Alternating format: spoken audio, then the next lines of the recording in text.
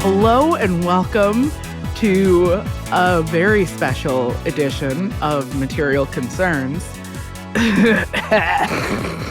Leave that all in. Hannah has crawled out of the grave in order to be here with us 100% today. crawled out of the grave. I'm Hannah McGregor. I am the corpse of Hannah McGregor. I'm the astral projection of Marcel Cosman. And welcome to this Halloween edition of Material Concerns. I immediately want to start talking about the ways in which the things that we just said resonate with the Tortured Poets department. Mm-hmm. Yeah, that new Taylor Swift album. But I've decided that discussion is the one that we're saving for the second half. We're paywalling Swift content. And there are about 50 listeners right now who are like, yes, I already pay for that. But there's one of you, and this is how we're going to get you. Yeah. We'd been planning to use this recording as an opportunity to talk about our respective second podcasts, Making Worlds and Gender Playground. And I think we probably still will. Yeah. But you know what I want to do? Anything before else? that? I want you to tell me how you are. I am medium. Okay. I'm medium. I have been medium for a while. I've rekindled my relationship with my former therapist. Oh, I love to hear that. It's really good. She sees people over Zoom. Or it's not actually Zoom. It's just I call all video calls Zoom now. We used to always call it Skyping. Skype. I remember maybe my worst take of all time, insisting that Zoom would never catch on as a verb. I was no. It sounds too silly. Like, oh, I'm just gonna go Zoom. Like, absurd. Unlike Skype, which sounds professional and serious. Well, Skype's not already another word that means go real fast. Yeah, when you put it that way, Zoom sounds really stupid. It's really silly sounding. If you'll pardon me, I have to go Zoom. I have a Zoom meeting to attend to. I'm talking to my lawyer on Zoom. Like, Zoomies are what cats get late at night. Yeah. Like that. Also small children. Incredible. Yes. So you're medium, you're seeing your therapist again. Yeah. And I feel quite confident that my medication is working really well for anxiety because there are quite a few things that past Marcel would have really, really struggled with that current Marcel is like, that's just life. That's fine. Yeah. However, that being said, the one conversation that we are going to pick up and continue having is whether or not the depression is just how we're supposed to feel in this hellscape that we live in, or if the antidepressant part isn't doing its job. And that is so hard. Very hard. Very hard to tell. Yeah. So hard. I do somatic therapy with a queer witch, which is just one of the most perfect parts of my life. Over Zoom. I love her deeply and profoundly. I've never met her in real life, and I think if I ever do, I will immediately begin weeping like a baby. Aww. And that's fine, normal. But one of the things that I really appreciate about somatic therapy is that it has given me more of a tool set to tell the difference between like the way in which my body responds to like when I'm having a trauma response versus when I am like upset by a really legitimate thing that is terrible in the world and just need to let some grief and sorrow and rage pass through me. And like one, being willing to feel and not be afraid of the grief and sorrow and rage, which is a thing therapy is doing for me, means that I can like feel it and let it pass through and then, you know, move on. But I also, in somatic therapy, we talk a lot about your window of tolerance. And the idea being that, like, the goal is not to never get overwhelmed or never get triggered or never have, like to never have strong bad feelings, because like that's fucking life. The goal is to like make the window of extremes that you can tolerate without being sent into a tailspin wider. And there's like lots of things you can do to make that window wider. Yeah. Do you know, I love a metaphor so much. So helpful for understanding really abstract things. Yeah, it really is. It's like sometimes you need to hold the window open with a different object because it's too heavy to hold up by itself. Yes. Like, that's how I think about Zoloft. Like it makes that window a bit wider. Because without it, that window gets really narrow and I'm like crying in the street because the battery on my headphones ran out. Yeah. And it's like, all right, well, we need to be a bit more resilient than this. This isn't gonna. We're gonna get very little accomplished if there if is this a revolution sort of to fight, Hannah. Yeah. Okay. Anyway. So then, how are you? Oh man. Well, you know what? Luckily for me, I see my therapist this week. We've gone down to once a month. Whoa, that's a goal. Yeah. And it is for the most part feeling like enough because I've been seeing her very intensely since 2021, and I feel like I really have like built a lot of tools that I could now use and like see myself using, which is really neat. But I had, as you know, I had a pretty bad medical scare 2 weeks ago. I got a like mild head cold in March when we were in Disneyland. And that head cold lasted for like 3 days. And then I got a post-viral cough that lasted for 2 months. And I coughed experience for such a long time that I threw my back out. Which is like truly the most I'm about to turn 40 mood imaginable. Yes. But yeah, I did it obviously at work. I was already sort of like it wasn't feeling good, and then I was like, well, my back's in a lot of pain, and I'm still have this cough, and every time I cough, it feels like I'm getting stabbed in the ribs. But obviously, I can't not go to a consultation with the dean's office on our new strategic research plan. Imagine. Obviously. Imagine. So I went, and while I was there, I like coughed wrong, and my entire body was like, we're done here. And, activated I have a incredible network of friends here who like not only are really wonderful to me, but are also friends with one another, which is a thing that Hillary Atleo, recent guest on Making Worlds, future again guest on Making Worlds, she's Native, and she talks a lot about like needing to create these like nets that hold community together, and that you need like as many possible connective points between people in your community as possible, because if something happens to one person, it needs to not cause the entire thing to unravel.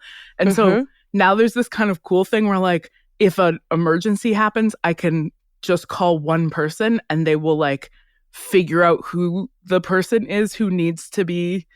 Anyway, so friends came and got me and walked me home, truly at the slowest pace a human being has ever moved, like walked me out of my office to the car, drove me home, got me in my home. And, they set me up, and I had muscle relaxants and painkillers and heating pads, and, a friend came and like bought groceries, and like I was all set up, and I went to bed. And when I woke up in the morning, I couldn't stand up. And instead of staying in bed and like calling somebody, I was like, surely if I just exert enough willpower, I will gain the ability to stand up. So surely if I fight my body hard enough, I shall win. Surely. It's worked every time in the past. And so I tried to stand and I fell down and I couldn't get up. And as a result, you know those old commercials from when we were kids? Help, I've fallen and I can't get up. I do. That will never be funny to me again. Oh no. It is truly so scary to fall down and not be able to get up. So I called, I like really, really slowly inchwormed my way to my cell phone and called 911. And because I deadbolt myself in, they had to break in through my window. And a sexy lady firefighter kicked my window screen in hot and then let in the paramedics. And the paramedics were like this very cool, very like sort of brash, no nonsense woman, I would say probably in her 20s, named Jenna. And then the sweetest, softest boy named Micah with beautiful, beautiful sea creature tattoos all over his arms. And when they came in, I said, "Oh, thank God, I was so worried it would be bros." And they were like, "Ugh, yeah, there are a lot of bros." Like, yeah. One of the firefighters, when we were trying to get in with the key, one of the firefighters like didn't think we were using the key right and was like, "Let me try." And then like used the key and like jiggled the doorknob. And Jenna was like, "Oh, yeah, the jiggling's gonna do it. That'll unlock it." So I had the very best of care. They were really wonderful. It was really like humane, you know? Like I was really into, I felt so embarrassed. And they were so like, "No, you needed help, so you called help. We're here to help you. That's how this works." Yeah, which is also very hot. So hot. Everybody was very hot. Everybody was hot and gay. It was great.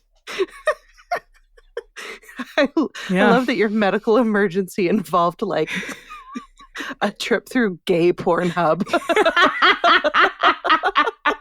Yeah, well, then they strapped me down to a gurney and asked me if, I am not kidding, asked me if I vape. And I was like, "What?" And they gave me this thing. I still have it. I'll show it to you one day. They gave me this thing that is like a vape pen. And they attached to it a cartridge of this substance that you inhale. Like you vape it. It tastes like paint thinner. Like it is the worst possible vape flavor. So the worst. It's paint thinner flavored vape. But like, "Try this, man." It's kind of like nitrous oxide in the sense that like you can control the dose and it alleviates pain right away. Oh, and wow. It's incredibly toxic for your kidneys. Okay. So it can't be used regularly, but paramedics use it because it works instantly. Yeah. And they can just give it to somebody and then and it was very like, "Okay, we're going to move you to the gurney now. So I'm going to need you to take 10 deep breaths out of that thing." Real deep. No, deeper than that. Okay. Woo! Okay. Anyway, so it's been, you know, one of those times where it's like, it was very scary. It was very harrowing. It was very painful. And also like, you know, Helen and Martin met me at the hospital, stayed at the hospital with me the entire time, drove me home. And then Helen slept here for the next 2 nights because I felt scared of going to sleep by myself. So she just slept over for 2 nights. Like, you know, I was really, really well taken care of. And that so good. It was, you know, really, really helped with the, you know, the trauma. Yeah. Yeah. Yeah. Yeah. Oh, and now I've got a really cool medical recliner chair. Yeah. Yeah. You are set for your 40s. I'm absolutely set for my 40s. I'm so ready to age. I also have an assistive device that helps you put your socks on. Oh. Your nasty little grabber. My nasty little, in addition to my nasty little grabber, I also have a specific sock putter on her. Oh my God. All right. The world of assistive devices. Boy, oh boy. I mean, honestly, I bet they're a lot better than they used to be, and I am so glad. Yeah, and they're easy to find. Yeah. Which is great. The end. So let's talk about our podcast or something. Okay. Well, how about, speaking of friendship and community, one of the really cool things about making worlds is that you've been able to like bring on these smart and incredible people who are part of your community to this podcast to talk to them about incredible stuff. So maybe I'm getting ahead of myself. What's making worlds anyway? Oh man, so making worlds is I'm allowing us to call it a video podcast. I don't believe that video podcasts exist, but I understand that my media professor definition of podcasts is not useful in this case. So it is video based. It is on YouTube. But you can also get the audio only. That's a real podcast. It is a show about sort of speculative fiction in the widest sense of the genre. So fantasy, sci-fi, magical realism, alternate histories, sort of writ large fiction texts. And I'm using texts in the annoying way that literary critics do. Yeah, where we mean like TV, video games, books, chairs, movies, chairs, water bottles, flavors. The flavor of that vape pen that the paramedics gave me, that's a text. So we talk about different texts that operate in the mode of the speculative, in the sense of offering a view of the way that the world might be otherwise. And I talk to people about, texts within that genre that are meaningful to them, and particularly about how that text allowed them to live in the world as it is right now otherwise. Because I consume almost entirely work that sort of falls within that general genre these days. And I am really, really interested in the sort of utopian politics at work in a lot of these, even texts that might seem on the surface to be dystopian, because within the logic of the speculative, there's always an argument that the world could be otherwise, that it's not inevitable that it is the way that it is. And that is like a profoundly hopeful way of thinking for me that really helps keep me grounded when it all feels like a bit much.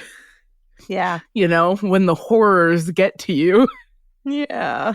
The irony of the speculative keeping you grounded in reality. Right? When reality is too much. Yeah. Reality is too horrifying. So instead we're going to talk about, future empires.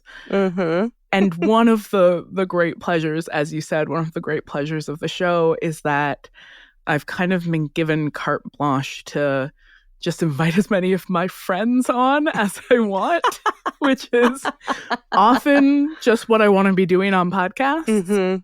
See, for reference, the entirety of Material Girls and Witch Please before it. I just want to talk to my smart, cool friends. Yeah. So it has been really fun to get to talk to, particularly to people like my friend Hillary Atleo, who owns the bookstore 3 blocks away from me and sells me all my speculative fiction. She's my pusher. She's your dealer.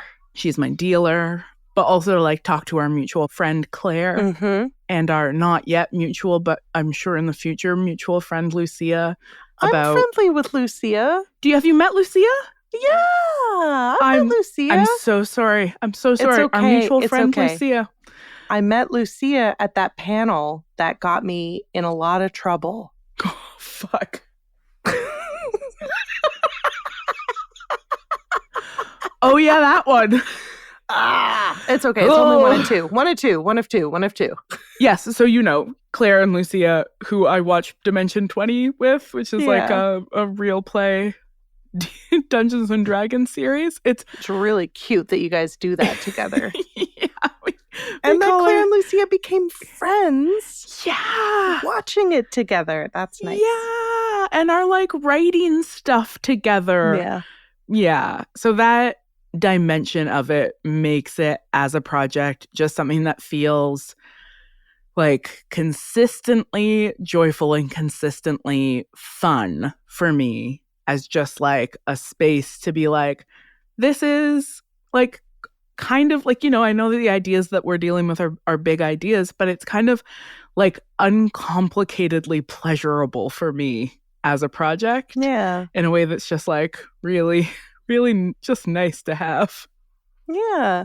I think it's also really special that you get to have the kinds of relationships where you hang out with friends and have conversations about big ideas. Like, not everybody does that. Not everybody talks about big ideas. Yeah. With their friends. And the degree to which I talk about big ideas with my friends changes from friend to friend. Mm-hmm. But all of those friendships in which we talk about big ideas, a thing that they have in common is that we are pretty much always approaching those big ideas through the shared consumption of a text. Mm-hmm. Yeah. Right?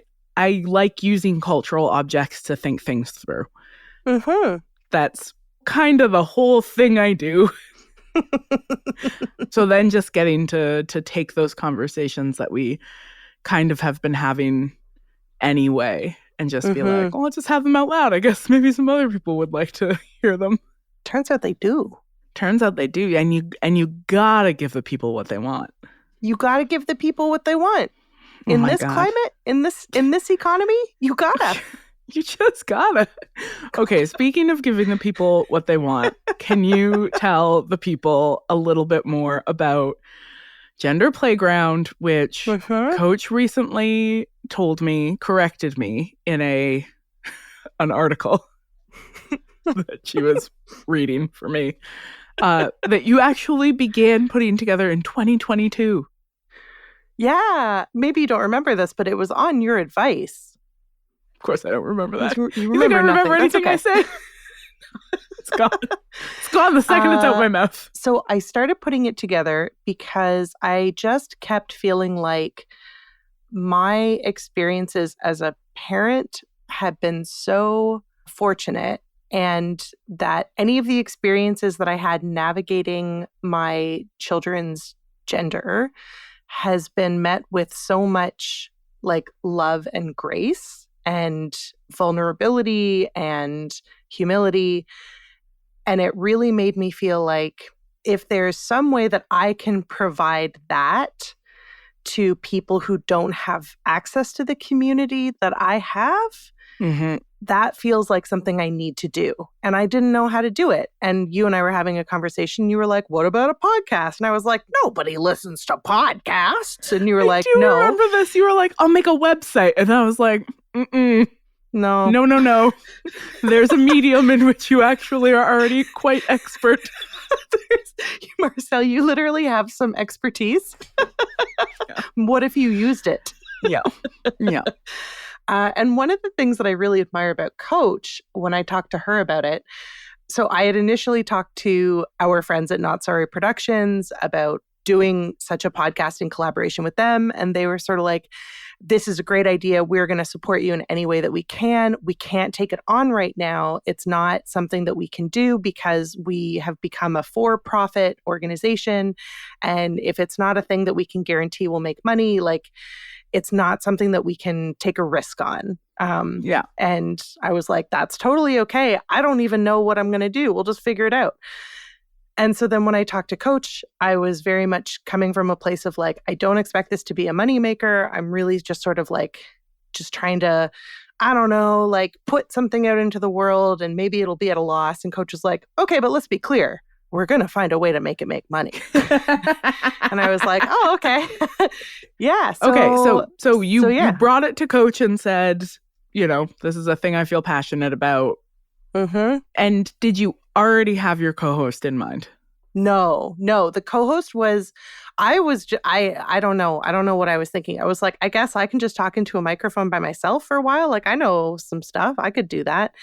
And this is going back to talking with Vanessa and Ariana, who are like, you should have a co-host. And it's probably really important that that co-host is trans or non-binary or like some non-cis person Not should a cis be person, co-hosting with you. And I was like, oh, I had no idea.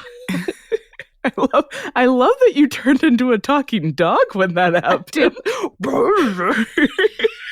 That's what happens when I realize I have been misguided by my own privilege. Well, I didn't know.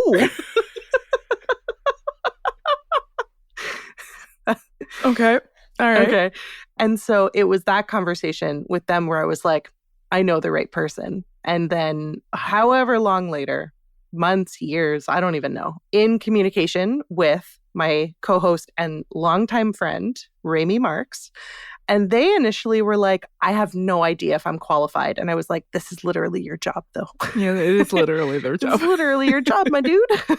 You are qualified. So, you know, we all experience imposter syndrome in the wildest of ways. And now I am just turning them into a podcaster. And it's, I think, going pretty well. I couldn't agree more. I mean, one, they've got such a good voice. Yeah, they really do. Such a good voice. But they also have that like gentle therapist manner of like explaining things in a way that feels so tender and like not sugarcoating it, right? Not like pretending that things aren't hard, but like there's so much, and it's the thing I love about the show, there's so much grace, not only that you and Rami extend to each other, but also that you extend to the listener. Like there's so much like, it's okay that you don't already know this. It's okay that we don't know this. It's okay that you don't have the language for this, or that this seems confusing. Like, that's fine. You don't have to come in being an expert. We can like ask each other questions and sort of work our way through this. And like, if we just start with at the core this basic premise that like we love our children and want the best for them, like we love the children in our lives and we want the best for them, then like we'll figure the rest out. Exactly. And we agreed early on that it was important for me to model the kind of vulnerability and humility that we know folks experiencing these, I don't know, like life changes, like experience themselves. And so we decided early on that when I misspeak or when I say something that shows my own embedded transphobia, when it shows my like cisnormativity, heteronormativity, all of those things, and Rami corrects me or talks to me about why what I said was like not okay or not accurate, or you know, whatever the phrasing is, we're not editing it out. And I just have to be like, yes, you're right. Oh, oops. That sounds really vulnerable. It is. It is. It hasn't been, because the episodes are only half an hour, there hasn't been like a lot of stuff that has come up recently, but it is something that I'm aware of all the time. Yeah. And yeah. I mean, again, I think it's part of what makes Rami such a great co-host for it, because it never feels like they're saying like, nope, wrong. It feels like they do that therapist thing where they ask questions. Yeah. They're like, oh, that's interesting. Like, I'm curious about why for you those things feel like they're opposites. Ah! Got me again. I love the show, obviously. It's beautiful. I really love the format where you open with a story and then move into the conversation. And I like that you're starting to have other people tell the opening story as well. I think it's really lovely. I loved the episode recently about transition because it had never occurred to me. So, you open with this question in the episode of like, your daughter Billy started using she, her pronouns basically as soon as she had language. Totally. And so, like, does it make sense to refer to her as transitioning? Because what did she transition from? Baby. Like, did she transition from what you had decided she was? Exactly. Yeah. Yeah. It is a question that had never occurred to me. And just being able to hear the two of you talk it through and like be okay with the sort of stickiness of it, but also provide like vocabulary for thinking about different definitions and forms of transitions, like really, really helpful. Yeah. And I think too, like, as more and more people are hearing from their very, very small children that the genders that we assumed they would have are not accurate or are not reflective of the identity that they are coming to understand themselves as having at like the age of 3. I think being able to think through why terms like trans or transgender continue to be useful and important, even if like the literal way that we have thought about them for so long is becoming increasingly less generally applicable, And I really found that the conversation that I had with Billy about gender and about what it means to be transgender, and that it's not her who did the transitioning, it was the community around her doing the transitioning. Yeah. Also, like, I hope that it opens up the capaciousness of trans for similar families who are like, I don't know if it's the right word. It's like, well, all words are made up. The Guardians of the Galaxy told us that, like they're all made up and they all change meaning over time. And it's okay for this to be an increasingly capacious term. Yeah, it absolutely is. Yeah.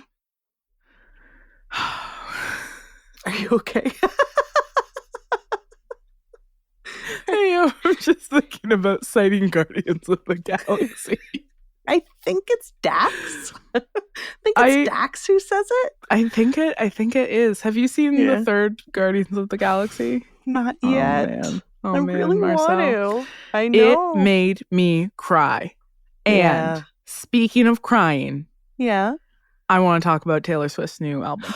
Oh, okay, good, great. Yeah. So, hey, Patreon supporters, this one's for you, babies. And if you're not on our Patreon yet, here's a secret, is that you don't have to sign up for like a whole year. You can just sign up for 1 month and you can like dip in there and get a taste for all of the dip in there and get a taste is a disgusting way to put it.